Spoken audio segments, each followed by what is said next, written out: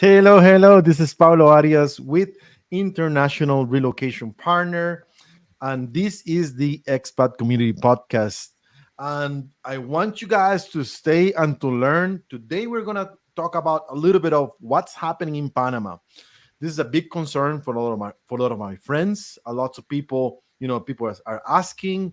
Some people, I mean, to be honest, what's happening in my industry that I'm doing shipping, I have some customers that are looking to move away from Panama.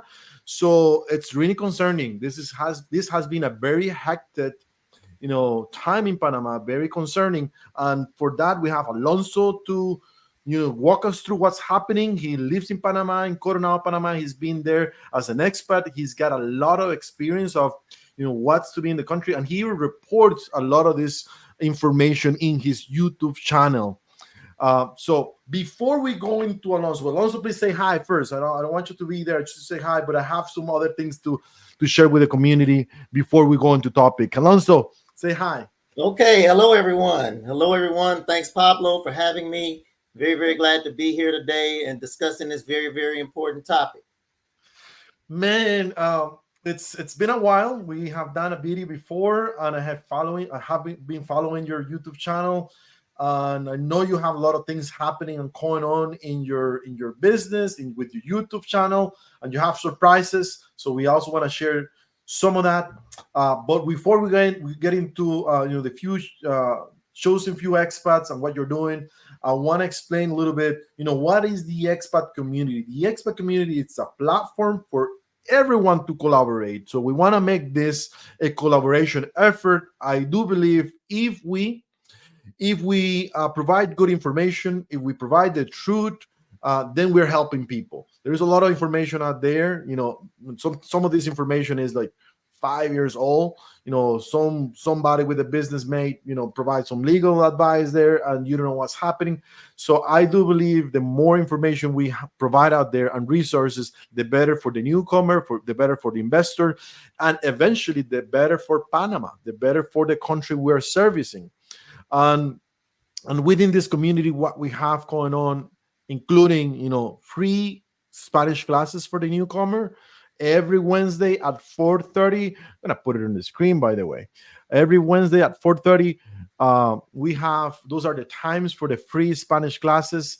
So if you're moving to a country like Panama, you want to start learning. You want to get your Spanish up to speed, maybe just the basics. So we have free Spanish classes. We also created a newsletter that is that we are not professional reporters, right? We are not a newspaper, but what we're doing is we're taking the local news.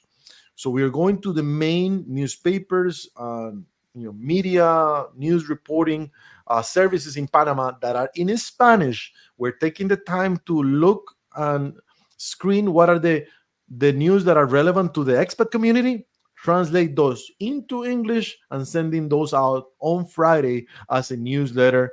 Because if you're living in Panama, if you're planning to live in Panama, and you don't know, something has happened, you don't know, maybe this week they're going to have something at the airport, or maybe there is, this protest, is a strike, and maybe you don't know something that you should know, then you don't know what you don't know. So what we want to translate those, if you are not proficient in Spanish, to look for those news. We're just doing it daily, and all of those news are going to be storage available for you in our website for this, which is theexpatcommunity.com.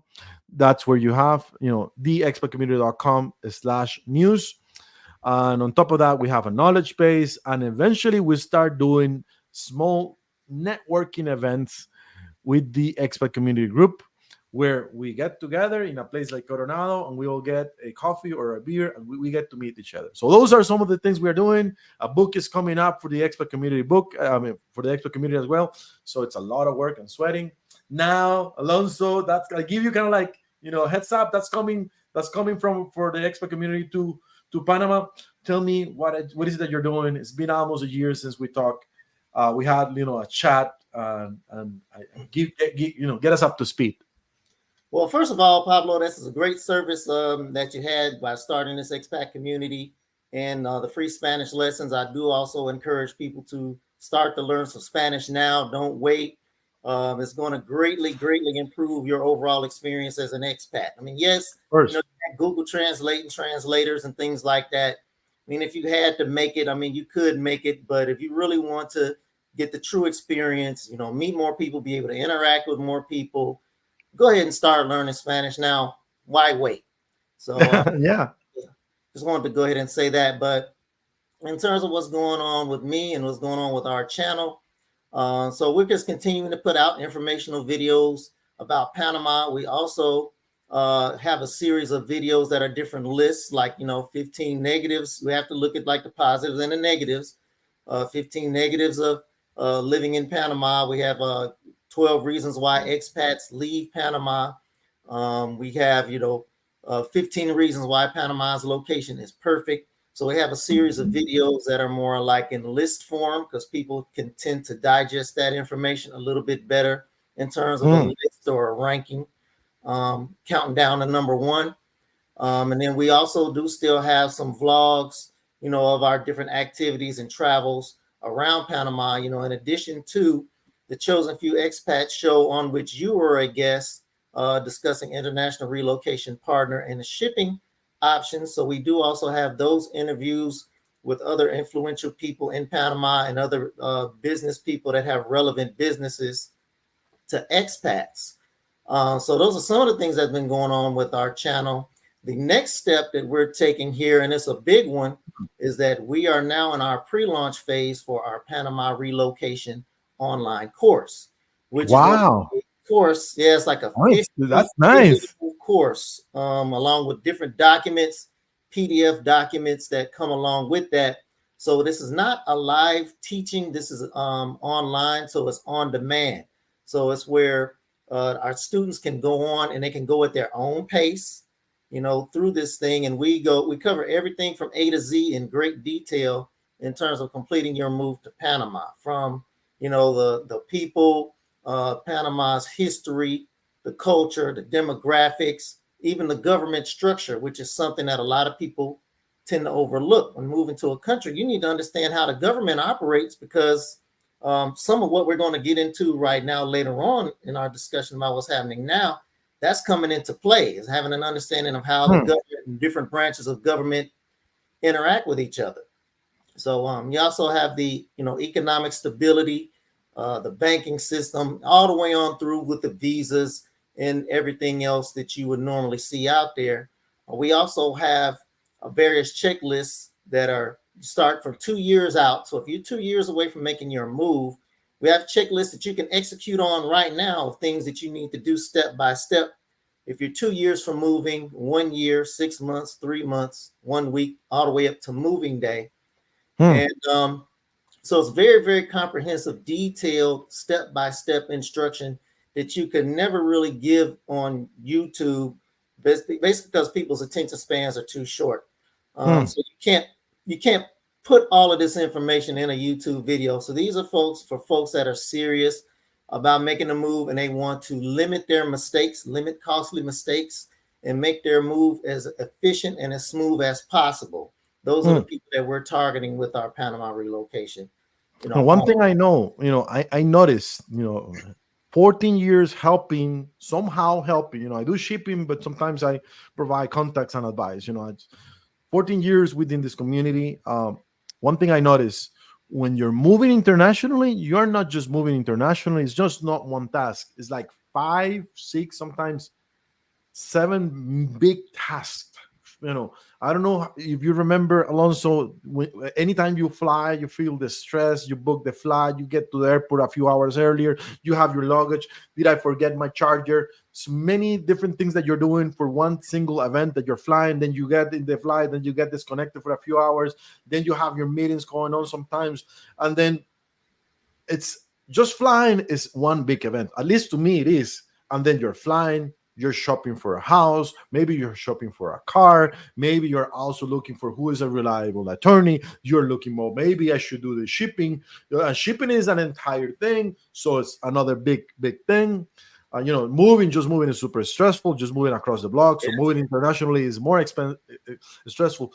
So all of these big major things people have to do, if you organize yourself, it's gonna be a lot easier. So a Yes. program, getting to know step by step, you need to do this. Don't forget about this other thing. If you're able to organize yourself, the entire process will be a lot easier.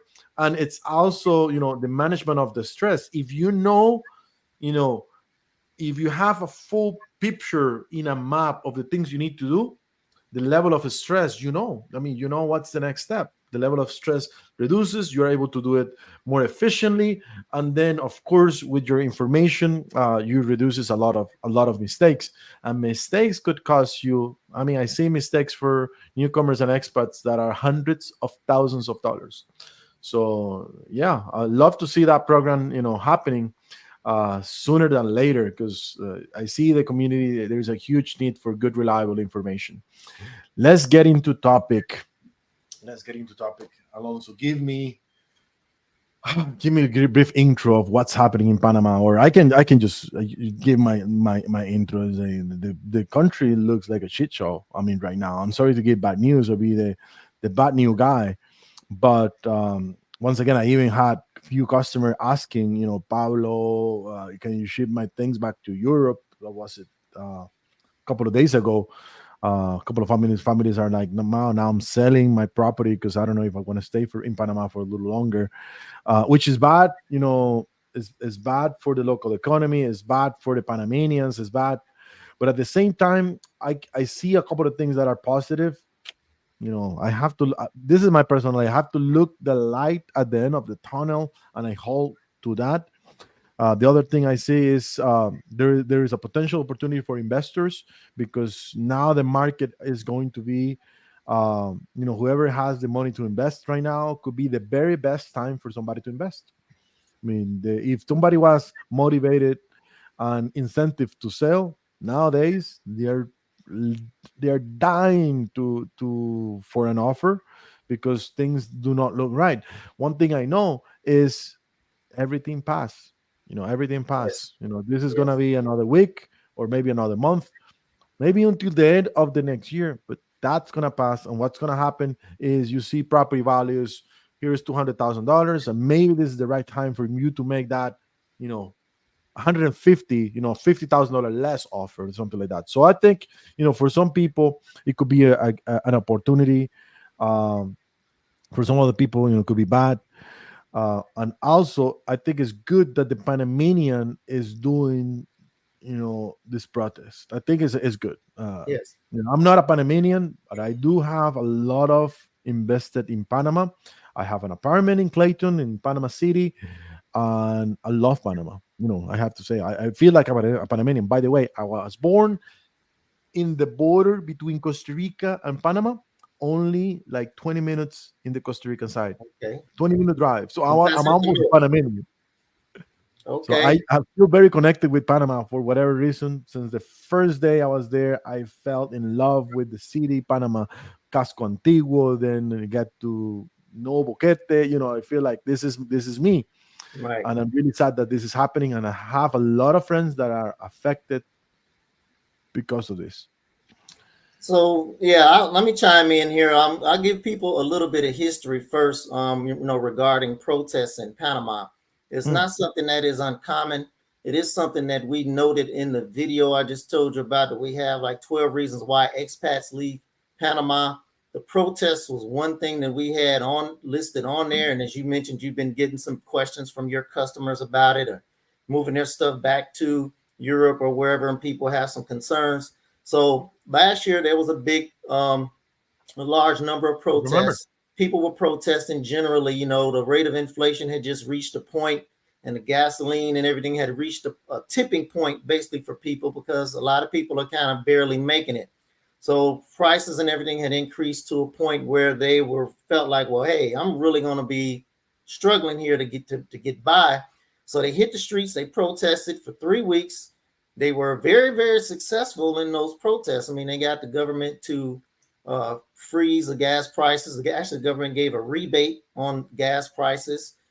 They froze a lot of the prices on medicine, pharmaceuticals, and some of the high usage food items.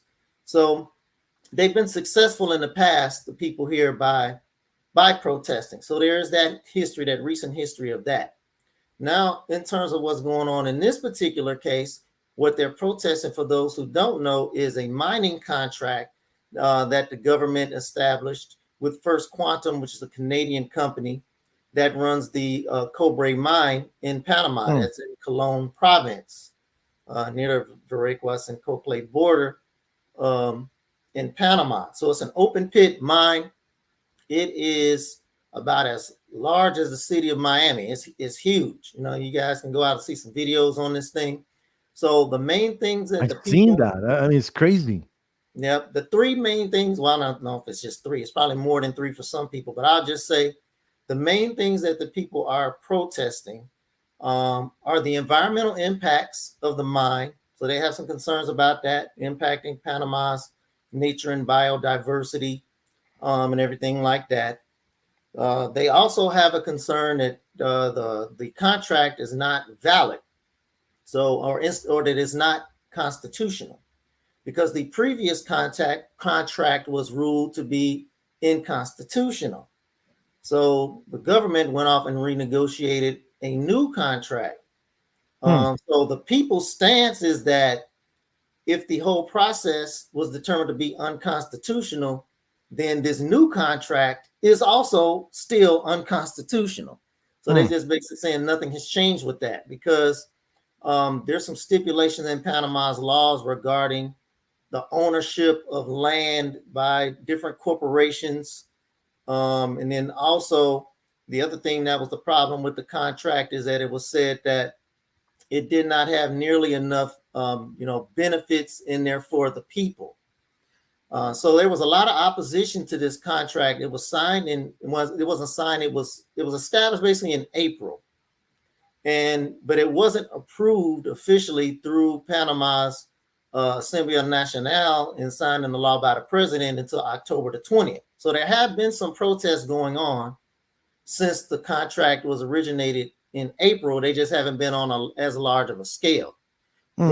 Once the Panama legislature and president approved officially the contract and making it law on October the 20th is when everything hit the fan. Protests escalated, people hit the streets and everything like that. Hmm.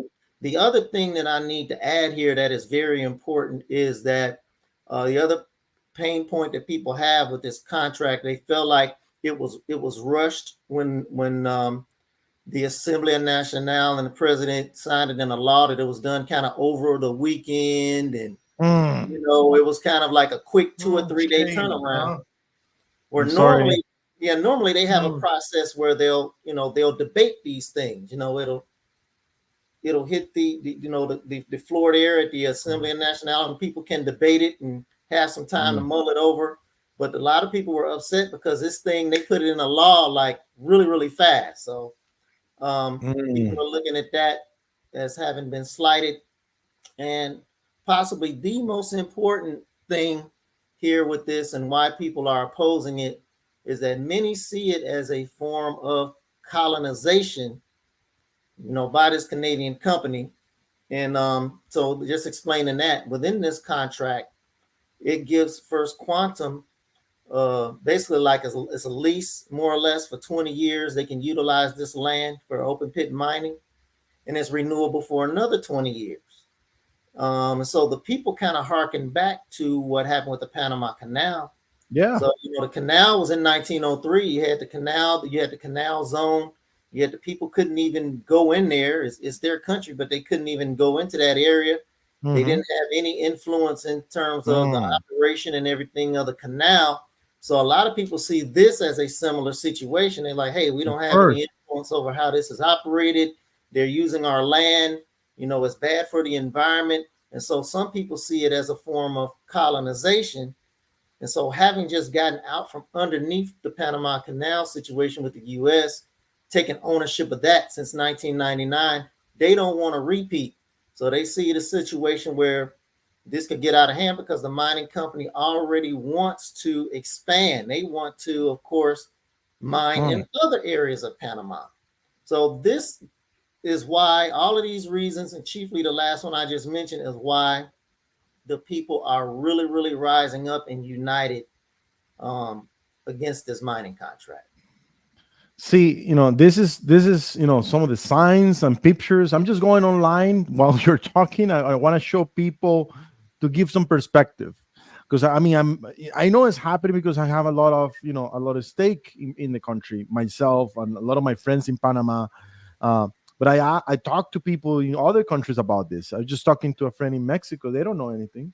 In Costa Rica, nobody knows anything, and very few people outside of Panama knows about what's happening. It seems like it's not that relevant for anybody else, but we just want to give some perspective. I know Panama, the Panama Canal itself, it says agua here. This is water, right? So el agua vale más que el oro. So the water is more valuable than gold. That's his sign. So on that thought, I do remember the Panama Canal way of working. It functions with water. Like it's a required to have like a lot of water for that system, for that system to work, for that process to work. And this mine and some of them destructing nature and cutting trees, that could affect the water resources in Panama, and that could affect the main resource of income for Panama. That's one of the things I see. The Panamanians are into up to something, because if they end up destroying the ecosystem, and this is the type of holes they're making, you know, they're just totally Yes, destroying hectares and hectares of property, totally destroying. There is no trees, there is no rivers, there is no water, and then on top of that, whatever water is left, it's gonna get contaminated because they're pulling, cobalt. So in their process, they're literally destroying everything. And I do believe Panama has the right and should protest, and we should all say something about it, and give our opinion and share, and make this, give importance to this, because they're literally doing something. I also saw, you know reports from Peru, from similar mining activities, an entire valley of hundreds of hectares completely destroyed, and the communities around it lost lost all the water, all the few rivers around that area. Every year they get less and less and less water, and it's affecting communities somewhere else. And I understand cobalt is something that is needed somewhere else for microchips and for computers, but in this case, Panama is paying the price by destroying their country, and Panama is too small of a country to have it destroyed like this. I mean, it's gonna affect the entire country. Panama is not like huge Mexico or Canada or the States. They may do something, far away from anybody. Maybe it doesn't affect much. But in Panama, you're doing little destruction, and it really affect everybody. The entire population is gonna get affected. yeah. I have a question that I think it's important. Do you feel, what's your opinion on this protest? Is it peaceful? Do you see it as, are Panamanian protests in a peaceful way? Because I have seen some negative side of this, and I want your feedback. Okay, so yeah, first I'll just also piggyback on what you said in terms of the exposure, in terms of the news, because I do have some friends and family back home who were maybe planning a trip to Panama, say next week, who I've Hmm. been talking to about this to say, hey, now's not a good time to come, because they said, well, hey, we're not seeing anything about this on the news really. So it's just that goes along with Hmm. with what you were saying. Now, in terms of my opinion on it, and I'm just gonna just make it clear that it is just my opinion because I'm of the thinking that as expats, even though we are greatly impacted by these activities, that pretty much we need to take a back seat and stay out of it, and let the Panamanians deal with their situation and their government. That's just my view of it, because a lot of people, are maybe too forceful in their, in their opinions and discussing about it and all of that. So it's something that I kind of tend to prefer to let the Panamanians deal with, because it is their country and they're, handling their business the way that they see fit. But Mhm. I will say that I admire them, the Panamanians, in terms of how they unite and how they handle these types of things. The protests are largely peaceful, despite some of the pictures that you maybe see there. The craziest thing maybe that you see that looks bad, that is not really bad, is that they do block roads, but they'll burn tires. So they'll put some tires in the road and burn the tires, and it generates all this smoke, and it looks really, really bad, but nothing's really happening there. It's just the tire is burning. So the protests are largely peaceful. They are well organized, very well organized. I mean, they will put out even ahead of time that the locations that they're going to be at, where they're going to block off the road and everything, so people can know, where not to go. But I do admire them for that, because they are sacrificing themselves, because some of these people, schools are closed, some businesses are closed, some people can't get to work.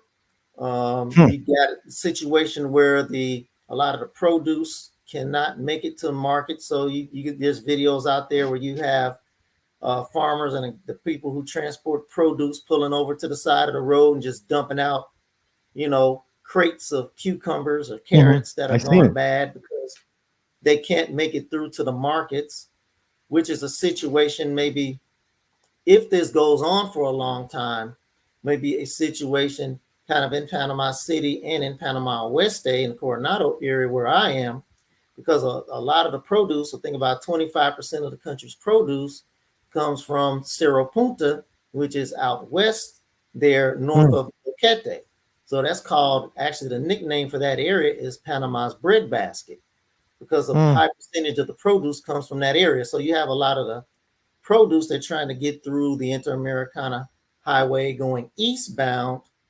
And then also on the flip side, a lot of the things that are imported and everything going to be coming from the city, mostly from the huge Balboa port in the city. And you have like things like gasoline primarily. That's the best example. That maybe they will be trying to truck and ship the gasoline out west toward David, Boquete, and those areas. So what you see, or what we saw last year during the protests when this went on, that they were starting to see gas shortages, and things like that in areas like Boquete, David, Bocas del Toro.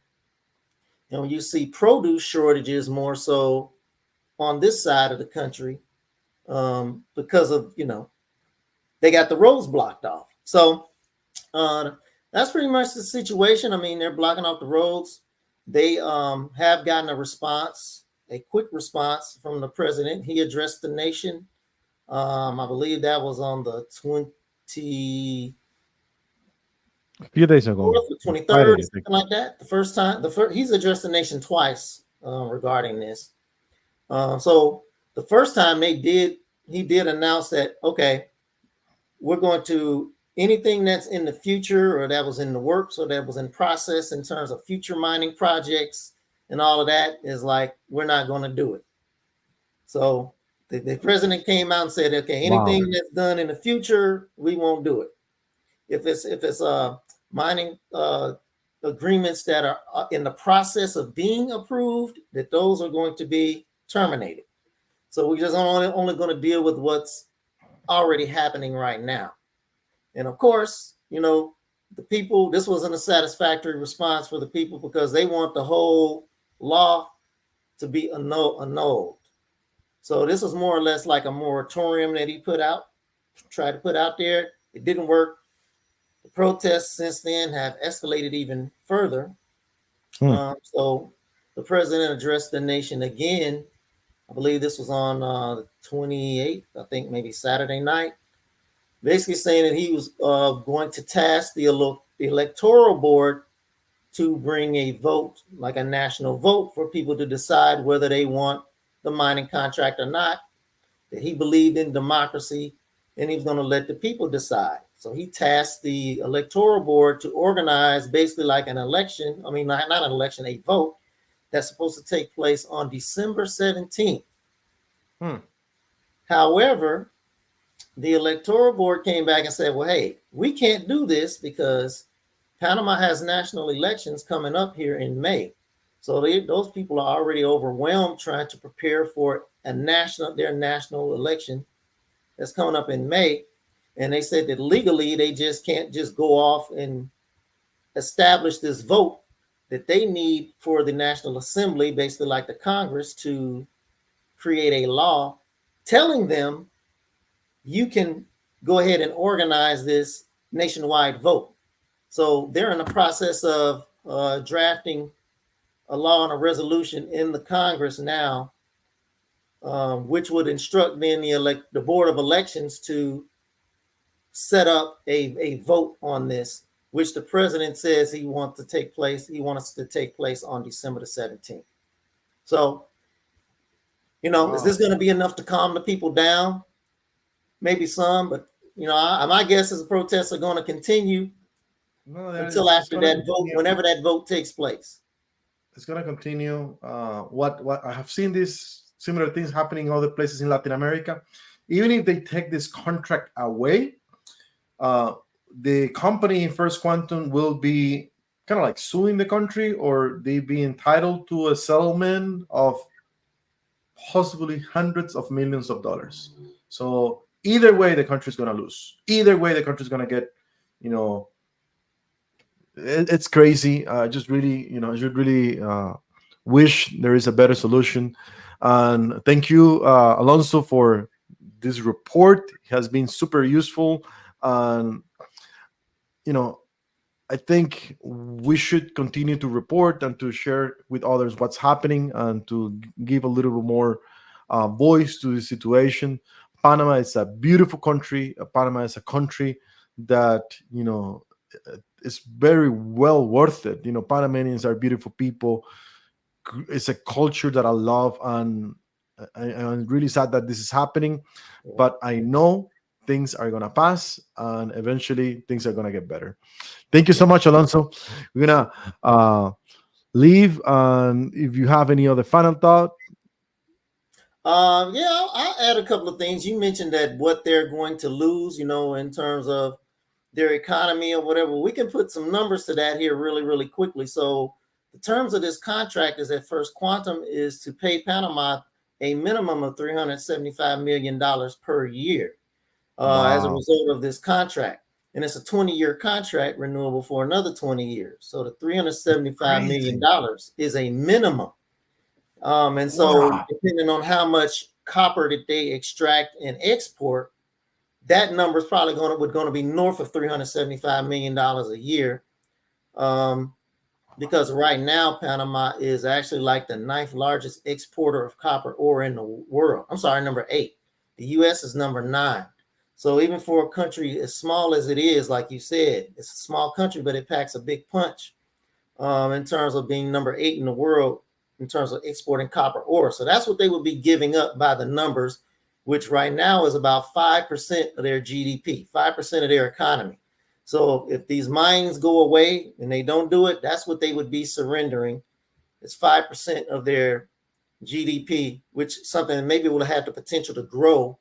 But of course, if they don't do it in the future, it won't grow. But that's the sacrifice that the people are basically willing to make here when you put some numbers to it.